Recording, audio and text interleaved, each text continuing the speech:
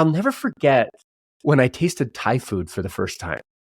And it was this explosion of flavor, like somebody had changed my life from black and white to Technicolor. And I Yeah. feel like when we listen to world music, it adds so much color to our existing palette that we draw from, that we paint the world with, that we paint our thoughts with, that we paint our understanding of others with. And it started with Korea on my mission. When I got a Korea mission call, I had to look at the world map. I didn't know where Korea was. I didn't know what it was. And that seems silly now. But honestly, back in 95, a lot of us didn't know the Eastern culture as much. So I go there. Then I started hearing the music. Traditional Korean music predated European music by 1,000 years. Wow.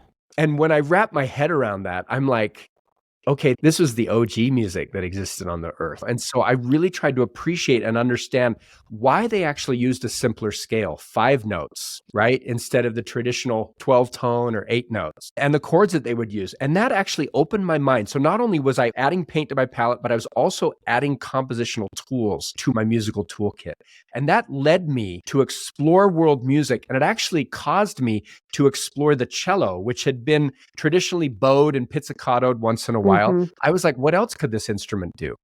Could I make it sound like a Chinese fiddle? Could I make it sound like a sitar? Could I make it sound like things that it's never sounded like before? And I really do think that it really did begin engrossed in the Eastern culture, which would have never happened on a vacation or a trip there, but happened as a result of going all in the culture of Korea.